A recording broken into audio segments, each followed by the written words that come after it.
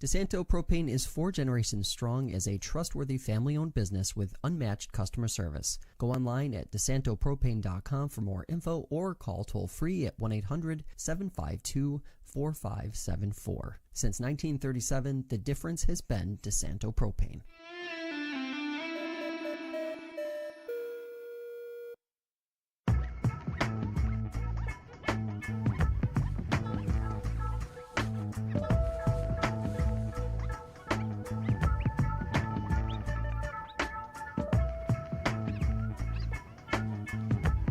All right, everybody, welcome into Fresh Takes with Russo and Felice.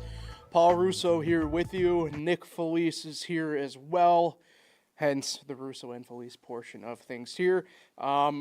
Exciting week of sports we've had, so we get to recap the NCAA Final Four and championship game. Who would have thought that the Pirates would be making headlines in the MLB for all the wrong reasons, but it's a lot of people could have thought that. But it's off the field, not on the field. But we get to discuss that in addition to your trip to Pittsburgh, and you were there for one of the issues that occurred. So, what hat we going with today? We'll get to that. This is the Erie Pepperoni Balls, the Seawolves' alternate identity from Pepperoni Ball. What last is that? year. Yeah. Wait, you've never had a pepperoni ball? You're Italian. I'm sorry. We'll get to more. We'll recap some stuff involving that. Masters this weekend. I go to Bristol this weekend, so we got some stuff. First of how many NASCAR races this year?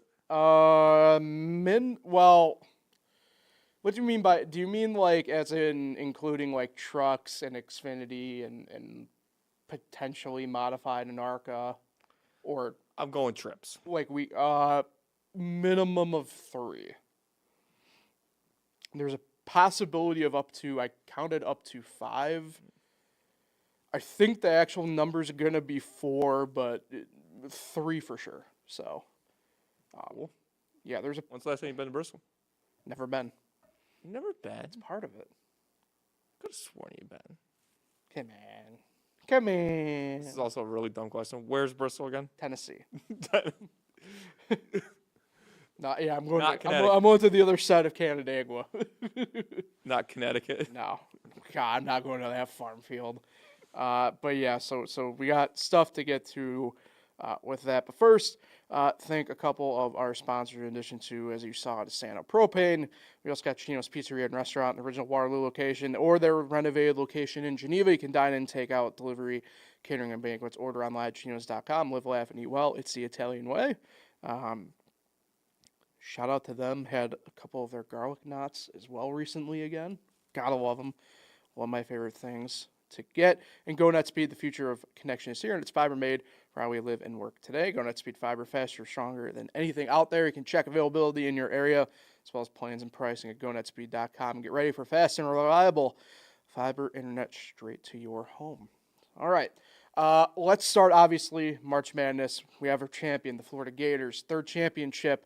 They recorded all within pretty recent memory. In fact, since the turn of the millennia, one of 4 teams to win 3 national titles on the men's basketball side. Let's, I guess, start on that side of things, the legacy of this. I think going into the year, nobody really kind of thought, not like much of the Florida Gators. They were a ranked team. They were ranked all year. Let's not act like they came out of nowhere, but I don't think a lot of people really had them on their radar for the national championship this year.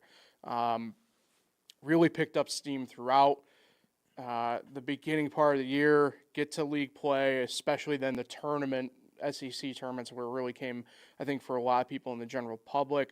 Todd Golden becomes the youngest head coach to win a title since Jim Valvano. Will also be Houston. That's an interesting part there, too. Yeah, that didn't... I'm sure I heard it, but yeah, now you mention it, didn't fully occur to me that. So there's a lot to kind of unpack with that legacy element. But for you, Nick, with this Florida team, where do they kind of now rank, at least in the recent memory? Like I mentioned, right? Only the 4th school since 2000 to win 3 national titles. This kind of puts them in some rarefied air that I don't think many people kind of thought that I'll call it university brand would potentially be in. Well, there's a difference between them and UConn. Sure. Because last year we were talking about, is UConn a blue blood? Mm. And here's Florida winning their national championship. And that's not really in the conversation. And the big reason is Florida has never been in the championship conversation. I know they made the Final Four not too long ago. Yeah, it was a few years ago, yeah. But they haven't been in the championship conversation since those Noah, Corey Brewer, Florida teams. And here they are winning a national title. 3 is a very impressive feat. But what made UConn so better, because UConn would win a national title, and then they'd go a few years, win another national title, and then they'd go a few years and then win 2 like they just did. And that kept them alive. Like, maybe they are a blue blood, which I think UConn is a blue blood in both sports, women's and men's. I was about to say, football? They're on the rise after the big Fenway Bowl victory. So, yeah, I don't think they're in the conversation like UConn with the blue blood, but it is a great program, and it's always been there. And they definitely have had some down years, and this was a great year. And sure, we thought maybe you'd be talking more like the Kansas, the North Carolina type teams at this point of the season. But here's Florida getting it done, winning the SEC. We see that all the time. Somebody wins. People always make fun of the conference tournaments, but man, it's a great momentum boost for the tournament. And we saw them win the SEC, and here they are, winning the whole thing. But this is, you can look at it that way at Florida, but you can also look at it as they could have been a second round exit. UConn had them on the ropes. They survived the Texas Tech game. Could have easily lost this national championship. They only led for like a little over a minute. Yeah. And they definitely escaped, but and that's what's great about the SEC. They've been playing tight games all year long, and they've been prepared. They know how to win, and they showed it. Yeah, I think it was in out of the 5 games that they played in the NCAA tournament. At one point, they had a 95% or at least a 90% chance of losing at some point in those games. Kind of crazy. It's interesting because, especially at least for us, I think people kind of get lost on how at least quality basketball has come out of that department, right? I think people kind of forget it. Go back to like Jason Williams. White Chocolate was a Florida player, right? And I know you mentioned Noah and Brewer, but like Al Horford, you kind of skipped over there conveniently. I wonder why. But look, I'm just saying though, right? I mean, this is a program that, and even I guess depending on how you look at it, like Billy Donovan, right? And I mean, for better or worse, depending on how you feel, his coaching tree. It's one of those things where I think people have kind of maybe they overlook what at worst is a quality basketball program, right? And I agree with you. Vastly different than what UConn is, right? I mean, I think it's interesting. We were probably one of the first people who were kind of talking about UConn in that blue blood status type deal, even coming off the heels of last year. It's just one of those things where I think it will be interesting kind of viewing it through the lens of what the NCAA kind of transitions to now and stuff like that. And because, Florida's always been trapped in that weird area. I mean, they're in the SEC. Football, for as great as they usually are, again, football, it's all like basketball. Quality, like, program, right? But you kind of view them behind the lens of Alabama, right? You kind of view them behind the lens of Georgia, which I know probably pains Florida people to be told that, right? Basketball at this point,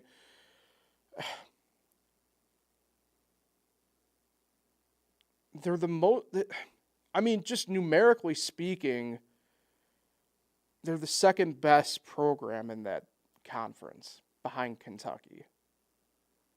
In terms of all time. Yeah, thinking about it, yeah.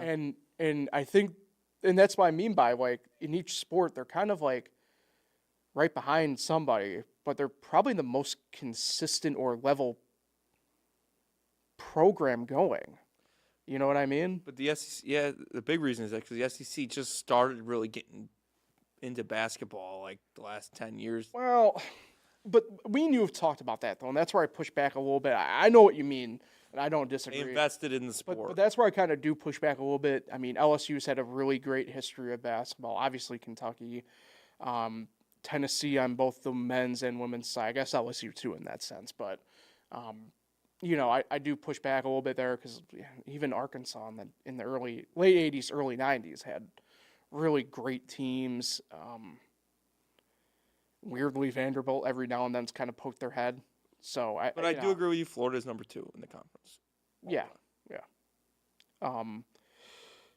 Transition, do more broader stuff here. Do we want to start with the Houston side or do we want to start on the Duke side? Kind of funny how I'm skipping over Auburn, but that's for a deliberate reason at the moment. Let's start with Houston. Okay. Correct me here if I'm wrong. Cooper Flag / Duke, depending on how you want to look at this, got spared by the way Houston handled the end of that game. Because, we had a very, what we now, for us anyway, we have a classic Duke choke job kind of happen. It was awesome. Well, I say that only because, our generation recognizes that. I think older generations might say Michigan /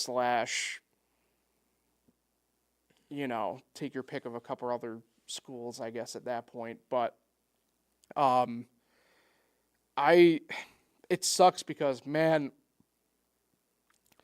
even in the moment, I was kind of viewing Cullen Sampson through a different prism than I probably should. I'm a big Sampson guy, but, man, I don't know how many more opportunities he's getting. You know what I mean? And this was the closest he's got. He would have been the oldest first-time national championship head coach had they got it done. And as you said when we were talking about the Florida bit, right? For what? 18 minutes and change, that was the case. Yeah. Not 18. 30, Apologies. 30. 38 minutes and change, that was the case. I was looking at it from the second half prism. I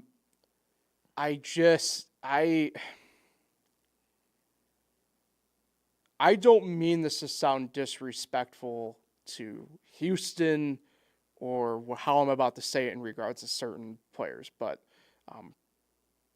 the way we cover sports, both of us, I've seen high school teams end games better than Houston did in the sense of handling Yeah, it was pretty bad. just the lead and everything else. And I don't know if this is necessarily the case. I didn't go and look, but me and a friend were texting about it. It felt at least like Houston didn't take a shot in the final 2 minutes. It just felt that way. They just bad turnovers. I don't even know if I would necessarily say they played bad defense. In fact, I would say they played great defense the final couple minutes. It's just the way on offense they kind of handled business and just the good wave of momentum they had after beating and handling and giving what they gave to Duke. Oh, I went up by 12. I feel devastated for him. I feel disappointed though in the same set. It just left a bad taste in my mouth and caused, I think, a lot of discussion around the championship game that shouldn't be handled. This was the most viewed championship in Final Four since 2019. A lot of eyes on this. It ended up being the weekend in general. And I feel like a lot of people, because of the way it kind of ended for Houston, are viewing it through, like I said, admittedly myself, I'm doing it to a degree, are viewing it through a lens that they probably shouldn't be. Well, what's great about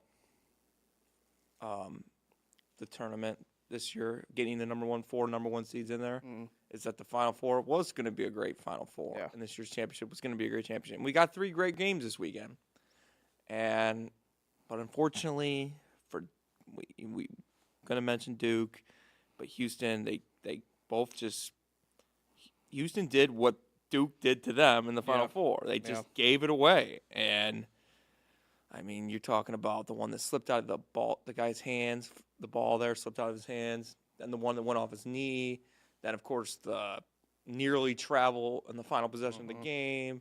I mean, there's too many mistakes for Houston. And, Walter Clayton hit his shots, and Florida made their big buckets. And he didn't really have a great No. championship, or at least the way he'd been playing.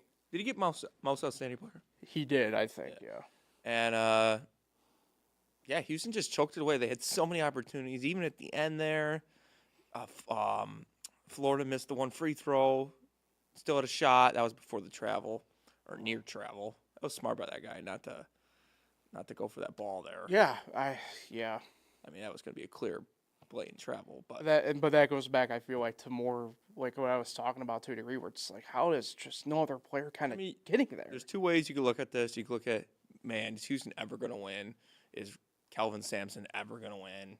But it was there. They had it. The game was there. And you could say what you want about the ending. They were beating Florida pretty well the whole game, and then they just gave it away. Yeah. And the same thing goes for Duke. And it's unfortunate, but that's the great thing about sports. There's a winner and there's a loser. And Houston, unfortunately, is a loser again. And that's a great Florida team. That's a great Houston team. Yeah. And it was a great championship game. Yeah, I mean, it's just, like I said, that final 17 seconds. That's the other thing, too. Like, that final 17 seconds, you come off that timeout, and that, for better or worse, that was more or less your game plan for that final possession, too. Like, I know. it's, and like you said, I mean, you come off the heels, and they essentially did what Duke did to them. I mean, I know I hit a bet on the live line with Houston in that game against Duke at the under 8 timeout. I know people who got Houston who held on and bet after I did, who had it at a 46-1 bet. Wow. And hit. That speaks volumes to how bad Duke kind of blew that game there at the end. It's crazy. The funny part too is you see these lines already come out too, and Duke's the favorite to win next year. And I get it. I mean, you got the Boozer twins coming in. You're essentially reloading, right? You're not Flags rebuilding. Yeah.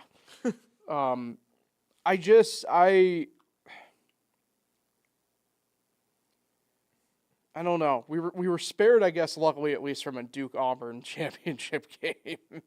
Thanks. Yeah, which, I mean, you want to talk about, it sucks putting it this way. I do think the committee, like I said, overall got seeds right for the most part and everything. I mean, that might be one of the, I don't know. I hate phrasing of this one, but like, I don't know if Auburn should have been the first overall seed now in hindsight. It's tough when you got all four 1 seeds right into the Final Four. It really opens up this Pandora's box of like who deserved to be where in that sense. And those 4 teams were the 4 best teams all year. For the most part, yeah. And they deserve to be there. But Kelvin Sampson gets ragged on a lot for not winning a championship. How many times Bruce Pearl lost in the tournament now? Yeah. And who knows if he'll ever win, especially with Auburn. I mean, well, that's the part too. And I not to be whatever about this, but I mean, look, we have lived through what's been 2 really good versions of the Big East. I thought you were going to say. Well, no, I'm just saying. I'm just using them as an example, right? But we've seen some really good coaches who kind of fit that bill that don't get talked about, right? And that's rest his soul, like Louis Carnesecca, for example, right? St. John's never. They're still searching for their first national title, but like. I thought you were going to say we live 20 minutes away from Auburn. We do live 20 minutes away from Auburn. That's a different case for a different day. But the whole coaching and never winning a title thing is always interesting to me on both sides of the ball. I don't know. We got coaches out here running around like, Budenholzer, who has a title and stuff like that on the NBA side and on the NCAA side. And depending on how you view things through different prisms, right? Who's got titles and where. So I don't know. It sucks that I think the narrative around this Final Four and maybe tournament as a whole, right, is kind of coming down to how people are kind of viewing the final 5 minutes or so of the championship game. Yep. Was it a great offensively played game? No. I'm not going to sit here and act as if it was the best thing we ever see, but rarely in those games do we see great offensive games. Again, the under hit in that game. I know I'm viewing it from the gambling spectrum, but the under hit, that speaks to me just volumes on the defensive end. We talked about how good Houston was, but Florida too was pretty good defensively in that game. Both teams as well. know how to rebound the ball. Yeah, it's one of those things where it's like, it's one of those things where the generation of people who complain about basketball the most right now, of where is the defense, is upset because it wasn't a good game that I got to see. I in watched that sense. I watched majority of the game, and I know what the score was. It didn't feel that low scoring watching it. I saw a lot of great basketball, and I don't know. It's just people were making threes, making big shots. Yeah. I really don't know how they didn't score more, but it just, I don't know, it was very entertaining. Yeah, I mean, look, Houston wasn't a great shooting team in that sense anyway, right, going into this tournament.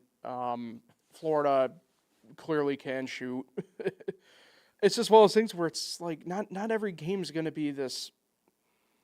I don't know how you want to view it, right? Like that Alabama game, for example, right? Not every game you're going to see a team get to the hundreds. Yeah. I don't know what to tell people. I think that was a really good game. I don't know about it being an all-timer, despite how close it ended up being, right? I don't know about it being an all-timer, but, I mean, we've seen some far worse championship games than that one. I can tell you that much. The UConn Butler one? I didn't want to unnecessarily use that one, but yes. That was one of the worst ones ever. Yeah. So. Thinking of that, or Patriots-Rams Super Bowl? Well, right, but that's kind of what I was getting at, right? It's not, there's going to be a couple clunkers every now and then. And this, to me, this wasn't a clunker. It just wasn't. There was that Warriors-Cavs one that was terrible. I'm just thinking of terrible championships. I don't know. What about TCU? Who they lose to? Well, I was going to say, Georgia? I don't know if you necessarily remember this, but 2006, the Cardinals won the World Series, but that Cardinals-Tigers World Series is pretty infamous for being boring, really, really friggin' bad. Rockies-Red Sox the year after. Yeah, but the Red Sox, though, were clearly a great team. That Cardinals-Tigers World Series the year before, it was two teams who, I think were combined, 7 games over 500 or something like that. They got hot at the right time within the playoffs. But Giants-Royals, too. That won 7 games. That was a great World Series. That was a great World Series. Pretty sure they were both wild card teams. No, the Giants won the West that year because it was even year Giants. No, 2014, stupid wild card game. They beat the Pirates. Yeah, but they won. That was before they had. Actually, no, you are right. That was wild. It's still in my head. 2014 wild card game. Brennan Crawford hitting that home run.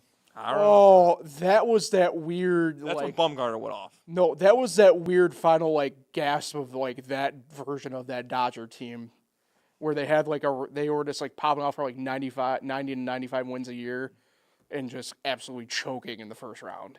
Anyway, that's where playoff Kershaw was born, by the way. Anyway, it's not the worst finals in the world. No, yeah, I agree. Let's move off of that. Let's jump right in. I guess it's gonna be weird because normally do the travel stuff at the end, but just because of stuff that happened during this series, we have to talk about it. So I went to my first opening day. So you were at the home. You end up for sure being at the home opener. That was not necessarily a guarantee when you and Pat went down, but you get to the home opener Friday. You got to see 2 of the 3 opening series games in Pittsburgh. He's in town. I don't know how I want to fully start this here because when we were talking about it initially, when you guys were there, you guys kind of didn't necessarily know about the Clemente logo coming down off the wall in right field and advertising for Surfside popping up. amongst some other things that have happened with nutting and scents, but that we'll get to. And I guess I don't think anybody fully realized it either on Friday. It was Saturday when it really popped off. And I guess maybe we'll work backwards a little bit here in essence, but after it comes out Saturday, and we were talking about it, you even said that like people actually at the ballpark Saturday kind of realized that it wasn't there anymore, and that's how I think a lot of the dialogue kind of started. Well, so I don't know if you really explained what happened. So I did. uh, I said the logo came down. The Clemente advertisement logo went up. Roberto Clemente, the legend, Pittsburgh legend, his logo was taken down for an advertisement. And obviously at the game, I didn't realize that. I mean, the logo's been up there for Friday for decades. sure. Well, that logo in particular had only been up for 3 years. Yeah, that's right. That's the one that's only 2022. Yeah. Didn't notice until seeing Clemente's son say something on Twitter about it. X. Whatever. And when you get Clemente's son to mention it, and he's not happy about what they've done, I saw Clint Hurdle commented on it. There's not a lot of people who are not happy. No, and it's just like you said, it's a logo that's only been there since 2022. But to do it, to replace it for an ad for a guy that has a reputation to being a cheap owner, it's just not a good look. On the first weekend after you kept the same front office and same coaching staff, for the most part, same coaching staff, same manager. You kept that all, and the fans are already upset with you. The home opener, they're chanting "sell the team." They were chanting "sell the team" last night, and it just keeps going. And then you get booed when he was on the rotunda. For some reason, he came near the fans. Yeah, that's what I meant by we were going to be working backwards a little bit. Yeah, and so this is just. Is it the biggest thing in the world? Yeah, I mean, no. But it's it's not good. The only reason why you're right. It's not the biggest thing in the world, but optically speaking, it's bad. It's a good way to rag on the guy since the fans do not like the guy at all. And when if the Clemente family never even said anything. I don't know if this is a big deal. The Clemente, they weren't even the ones who noticed it. I think it was one of the beat reporters was one of the first ones who really noticed it from the press box. It's tough. The right field wall at PNC now is going to have a convoluted history, even though it shouldn't. Right? People are right in pointing out that there was an advertisement there before the Clemente logo was there in 2022 when they put it there. They are right, but that's because the logos for Clemente were removed from the running banner that was there in right field, so they moved it there. The reason it's such a bad look is because you take arguably, if he is not the one of the biggest figures, not only within your organization's history, but the city's sports history, maybe the city's history period. Right? It's a football city, without a question. Which I've pushed back on before, but yeah. But I don't think there's anybody in that city that can say that nobody's bigger than Clemente in that Correct. city. And that's what I mean by if he's not he is one of the hallmark people of the city of Pittsburgh. What makes me mad, and this is probably more of a generalized Bob Nutting thing here, is the Pirates, while they aren't technically the oldest franchise in Major League Baseball, it's weird how we handle this with baseball just because of its history, but they are one of the founding teams of the MLB, right? One of 5 or 6. Correct. I don't know. It depends how you want to view it through whichever telescope, and that it's a different podcast that me and you would. It's a different podcast me and you would love, but we can't do here. It's been around for a century. Correct. The fact of the matter is, and this is what I mean when I push back on people saying Pittsburgh is a football city. I get that, and you mentioned, for example, the hat I'm wearing. I went to college in Western Pennsylvania, Erie, Pennsylvania, right? A lot of, albeit because of where it is, there's a lot of mixed whatever, but got exposed to a lot of Pittsburgh people, a lot of Pittsburghese, a lot of Western Pennsylvania history, Pittsburgh history in my time in Erie. When that, and I got lucky. I got to witness that run of Pirate, what's been, frankly, and it's not in this sense, but because of the way it's viewed, their most recent run of greatness, right? And I don't think, and this is what I mean by, like, I push back on people saying Pittsburgh's a football city. Like, you people, like, Pittsburgh, if they're fans of, like, all three or two of the three teams, like, they were most genuinely happy I've seen them when the Pirates were good. Mm-hmm. Like, and that's what I mean by, like, I push back on Pittsburgh being a football-exclusive city. Like, I borderline view Pittsburgh as a baseball city in a lot of ways because of that reason. And to see what it's become there, it pisses me off more than anything else. It just does. And this is just the latest mark of, how long has Nutting owned the team now? 20? Close to 20 years. Actually, it's got to be over 20 years. Because I think he came in, I think it was around 2007. I thought it was a couple of years earlier than that. But either way, I mean, years. Either way, right? I mean, he's just not done anything. And this is what we talk about a ton, right? Where it's like, yeah, we can impose a salary cap, but it's not going to change a lot of these owners.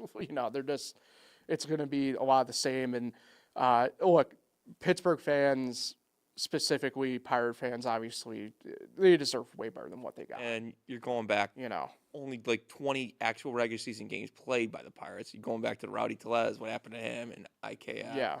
The whole cutting them short on their bonuses. Yeah.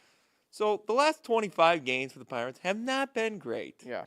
And I do, like, I feel genuinely, like, I do feel bad for, do I think Derek Shelton's the right guy for this job at this point? Hell no. But, like, the way he was getting treated in my mind opening day and opening weekend, you're pinning a lot of the blame on the wrong guy at this point, in my mind. From a baseball standpoint, I do not think at this point he is the right guy for the job. I made a point to you where I was just like, this team looks like they could really care less in its game, at that time, game like 9 of the year. Yeah. And, I'm just like sitting there going like, it's whatever. But like the way some of the fans were treating him, it should be, opening weekend should be directed more at the front office and not him. They just don't get announced on opening day. Correct. Like the manager does. So, also didn't see Colin Holderman. I should have saw coming, but didn't see him coming, getting booed like that. But again, probably booing a little bit of the wrong guy. Also, very cool because it's my first opening day, and when the Yankees come to town, and I did Saturday, it was like 65% Yankee fans. And this is what I meant by working backwards a little bit. What was the environment like Friday there? Because now we've seen also a video of Nutting was kind of walking through the rotundas and stuff like that, and he was getting justifiably put through the fire. But what was it like Friday at PNC Park on opening on what is Pittsburgh's opening home day? Awesome. Didn't care for the only thing I didn't care for was the line for the bathroom. Wasn't a big fan of that. Oh, really? I had to go walk around the whole park just to find a bathroom with no line. Anyway. You want to know what? Hold on. But now that I'm thinking about it, the last time I was down there, even actually the first time I went down with you, I distinctly remember like walking like halfway around the stadium just to find a bathroom that was not like. They have a lot of bathrooms. It's weird. A lot of bathrooms. Like every 10 feet, there's another one. But they're so small bathrooms. Yeah. There's maybe 10 urinals in this thing. Yeah. Like, get an actual bathroom in there that has 100 urinals. Now that I'm thinking about it, yeah. Anyway, great atmosphere. Don't usually see giant tailgates for Pirate games.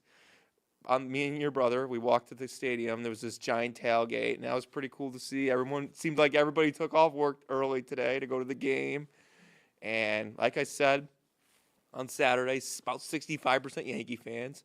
But on Friday, because people buy the tickets way ahead of time, Pirate fans, it was probably 90% Pirate fans in this game, which is so uncommon, especially for a Yankee game. And that was pretty cool to see. And that's as loud as the sell the team chants are going to get because there's going to be not that many fans in the stadium. This this week's series against the Cardinals, very empty. Also Mm-hmm. very cold. But the weather holding up. A little rain. We had our ponchos on all Saturday, but I've been there so many times, but that was probably the coolest thing. You had the flyover. The American flag was out. Got to see everyone get announced. Pretty cool. Not gonna lie. I would recommend that. I would recommend that for any stadium for home openers. Well, I'm happy that you had a good time, nonetheless. Rivers Casinos was packed. I bet. Yeah. How was the scene outside? Because I know to PNC now, I believe everything's done renovation wise, right? So. And I think Clemente Bridge is open again, So right? They have a new team store. Okay. On the left field side or right field side. Okay. Center field, right field. You know how it used to be in the corner? Yeah. It's not there anymore. It's like more towards the Clemente statue now. But that's where the one was anyway, though. Maybe it was already out. It was a smaller one. This one's big though. Okay. They made it big. It's like, it's pretty big. I know which one I'm thinking of now. Yeah, no, that is newish then. Yeah.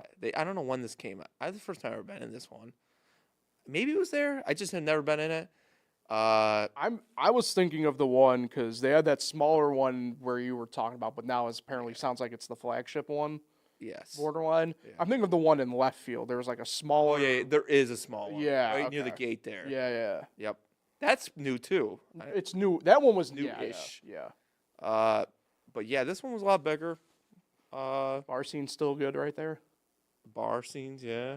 The food's still. I love their food is great at PNC. I love the kiosks to Yeah. order food. Yeah. It's just so quick. Yeah. And like you order a hot dog in like literally 2 seconds, they're already ready. Me and you. So well, you wanna know what? I think it's not so much our generation, but I know like our parents' generations hate that. Hate the kiosks? Yeah. They like waiting in line saying, Or "Can whatever. I get it'd be a Patrick Star?" I think a lot of I think a lot of it is just I don't think they enjoy the whole entire like automation. And I get that to a degree. Like don't get me wrong, I enjoy human interaction, but they've lived 50 plus years without it. I'm not gonna lie to you. Ever since they got it figured out, like It's awesome. the Carrier Dome, for example, Syracuse, like those things are way better than having to wait. Your food's so fast. Yeah. You still got your bars. You go up to the bartender still, but didn't make it over the Manny's. I wasn't the hungriest both game times I went. I think I ate before. Well, Pittsburgh, if it's hard to describe to people because like I think they view Pittsburgh still in a pretty not negative light, but they view it in like that like darker kind of like. But like Pittsburgh is a genuinely like awesome city to go to. Great. I mean, they literally have my favorite bar ever that I've ever been to. Bar. Which one? Yeah. Was it Moonlight? At the stadium? No, well, I'm talking just in general. Oh. Whatever, where the live piano bar there. Live piano bar. It's like Moonlight or something like that. I don't think. Is it next to the stadium? No, it's across the bridge. Oh, never knew this. Across the river. Never knew this. I don't know if I went with you for that one, though. Might have been when you went with Pat. No, I think it's when it was a different trip altogether. Yeah, I don't think I was there. Yeah, this was a different trip altogether. Now I'm thinking about it, but yeah. Cool. It was awesome. Also, It's a great food city too, man. Like went over and saw the Penguin Stadium for the first time. That's right. You did make it over to PPG. Really not that far. I don't know why I'd never been over there. It's just weird. It's just weird because it's situated. It is technically situated on the other side of the city. Yeah. It's just weird how it's kind of like Pretty cool. Yeah. City Works again. Definitely great place to eat. Recommend. Did you go to Tequila Cowboy? No, never even made it over. We took it. Well, Uber. you did make it over to that side technically. Yeah, we took an Uber over to the casino, but we never really walked over there. Yeah, you guys sit in an interesting spot in reference to like, it's a tougher area to walk. Yeah, I'd never been over that side of Pittsburgh either, where we stayed at the hotel. Yeah. And but there was a cool tailgate walking over. It's awesome. That was pretty cool. Pretty fun weekend and all. Yeah, it's been a few years it's been a couple of years now since I've been down to Pittsburgh, and I want to get back. Starting drinking at 10:30 though. Don't make it I to. can't. Don't make it very late. No. It is crazy once you 10:30 in the morning, obviously. It's crazy though, because me and you collectively, for what we were doing for a few years there, have really tailed off for the better in my mind. But that's here nor there. Yeah. But it's like one of those things now where even I noticed I had a couple beers a couple weeks ago, like when we were out, and I was just like, this was a good idea in paper, but like, damn. Tired. Yeah. So.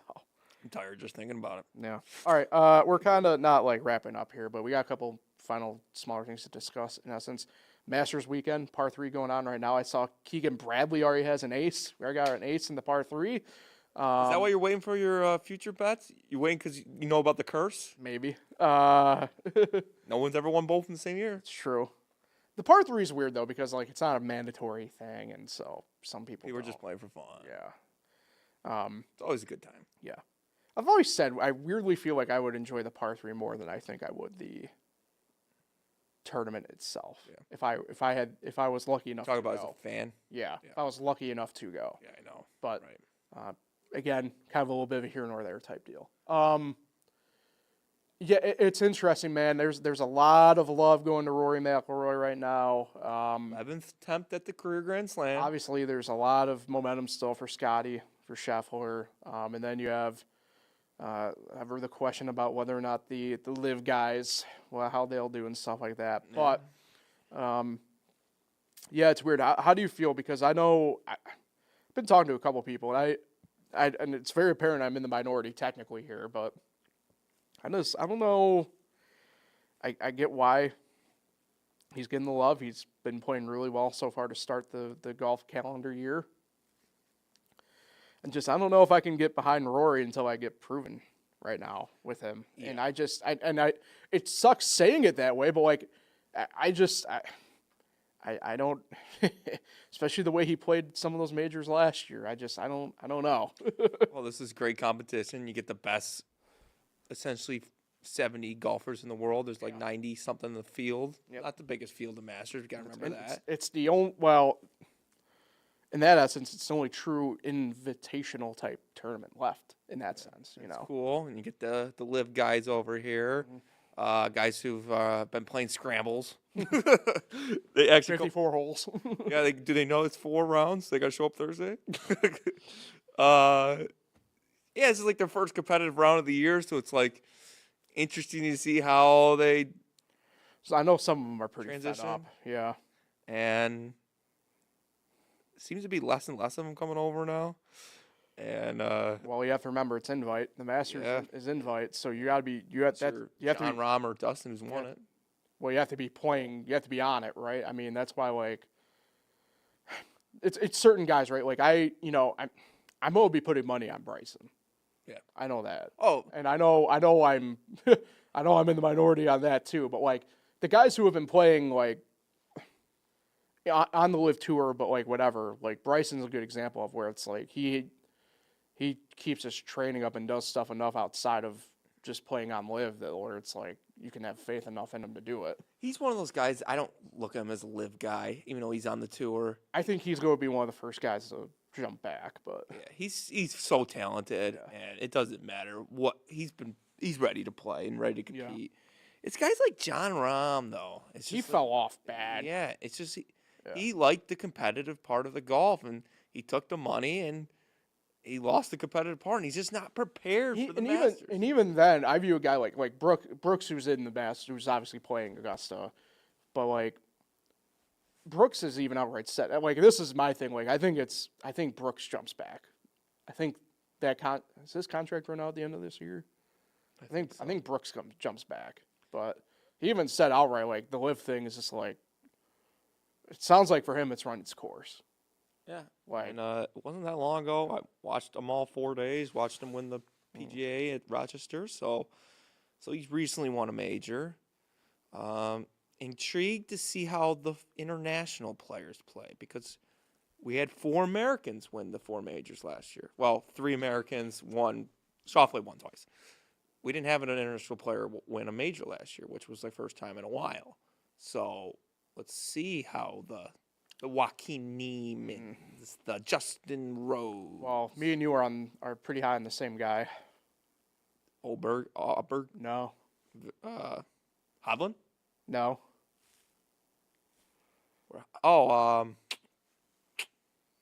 We're high on the same guy. Same guy. Just say it. Who is it? Minwoo Lee. Minwoo Lee. We are. And Oberg has not looked great the past couple weeks, so No. that's why I'm kind of staying off of him, I think, for the moment. Yeah, he's a very popular pick as well. Yep. Very hot name. Had a great year last year. He did. Uh, Darling of full swing. People love the guys who've won the Masters before or played well at the Masters, Yeah. like Rory. Rory's never won it, but he's played well here. Spieth has won it. They love that. I've just never understood the Spieth love. I'm go ahead and intrigued to say see how Justin Thomas plays. Man, there's a lot of people talking about him, too. It's been a long time Yeah. since he's been, like, Say it. good. I'm intrigued to see how he plays. Schauffele had the injury early on in the season. Same with Scheffler. Interesting. Yeah. They were the two best players from last year.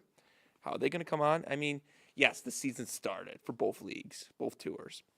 But this is like the start, man. I think for a lot of people, it's that unofficial. Yeah. That's what's great about golf and tennis. There's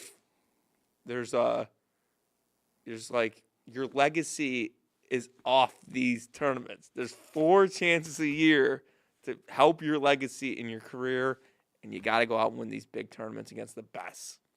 And Morikawa is an interesting pick as well. There's a lot of people. I love the start of each major. It's always like, man, I love this guy this week. I love this guy. When you really know there's going to be at least 20 of them that do not play well. Yeah. 20 of them are going to get cut at least by end of Friday. So, I don't know. I love the Masters that if you won the tournament, you bring them back. It's Bernard Langer's last Masters. You always see Mike Weir out there. I know Cabrera got out of prison. Just out of prison. Here he is playing. Yeah. Vijay Singh just withdrew, but, you know. I don't think he was, like, planning, though. So. Phil Mickelson. Yeah. Is a guy. Bubba. Is a guy. No, that's cool. Always look for the Masters. The best part about the Masters is it's like the start of spring. Always feels like. Yeah. And I love that time of year. And yesterday did not feel like spring, so we need this. Well, let's head around the turn and wrap up the podcast. Around the turn. Unbelievable. These words, man. They're called fans. Yeah. Now it's my turn. I get to travel this weekend. I'm going to Bristol for the race. Yes, in Tennessee. In Tennessee. First Is that time. close to Memphis or Nashville? Closest to Knoxville. Knoxville. And even then, that's like another hour and a half down the road. So, Driving. You ever drove to Tennessee? it'll be my first time in Tennessee. We're not stopping in Tennessee. Are you from Tennessee? Because you're the only 10 I see. Thank you. Looking forward to it. This is obviously a bucket list track for NASCAR fans. It's one of the big. Although the spring race isn't as big as the night race at Bristol, in that sense, it's still low as one of the crown jeweling tracks. So looking forward to that. Don't know what we'll see for the race. Last year was a tire wear nightmare. No matter how, for as good as the racing was a nightmare for tire wear. They weren't expecting it. Don't think we'll see quite like what we did last year with that. It'd be nice, but Any chance of Bubba winning? I think so. Bristol's always been a pretty good track for him in the grand scheme of it. He's been racing well this year. He has been statistically, well, not quite statistically, but in terms of average running and stuff like that, he's been the third best driver all year, so that's nice. So we'll see how it goes.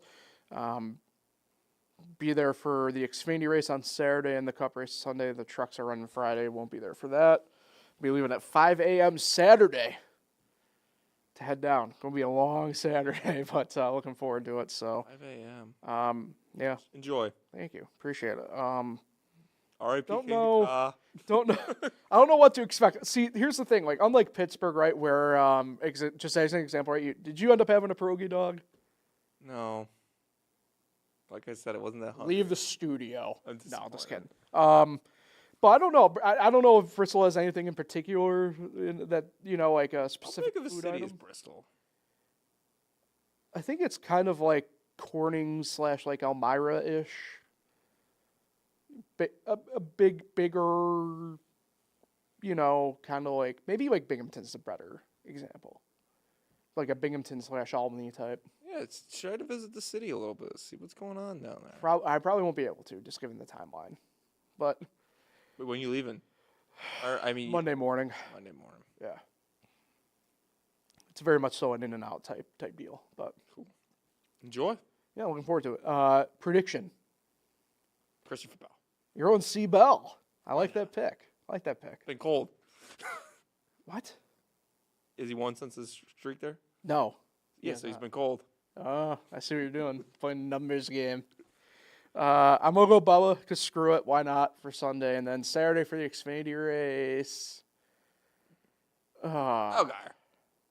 Yeah, everybody's going to be picking Allgaier. Pick a number. 7. That's Allgaier's number. You did it on purpose. I took a guess. It was an educated guess. I thought his number was 7, so I guessed it. And pick another number. 16. I guess I'm taking Christian Eckes then to win on Saturday. There you go. 16, because 16 is my number. Nice. So, all right. They'll do it for Fresh Shakes then for today. Yeah, R.I.P. King to Ka. Max is an adult. Stop throwing your peanuts on the ground. What are you shouting out? Shout out my mom. Why were you so, meh about it? Yeah, shout her out every birthday. That's true. She'll be 29 by the time. 29. I'm turning 29 on Monday as well. Right. Crazy. We share a birthday. Crazy how time works like that. Shout out my mom. Happy birthday. I saw her last Friday. Nice. Yeah. It was good to see her. So, next, I think we're pretty much going to be good to go schedule-wise here. Saying about that on the housekeeping side of things. What are we, 3 weeks out from 7-7 too? Yeah, 18 days. Sheesh. Matt did get a van. I heard. Yeah. Now I have to go and sign off on something though now for the first time Yeah, ever. apparently. So Hey. it looks like I'm going to that meeting no matter what. Don't worry about the papers. Enjoy your trip. Looks like I'm going to that meeting no matter what in a few weeks with you guys. So, Saturday before. hey, appreciate everybody for listening. Appreciate it, Paul. Thanks for coming on. Go ahead, you do the outro. Yeah, appreciate it. Sign, subscribe, whatever he says at the end. Like, share, subscribe. Okay, that was close. Okay. Yeah, and not sure about the schedule next week. Blah blah blah. You know, whatever you got to talk about. And that's it. All right, we'll see everybody.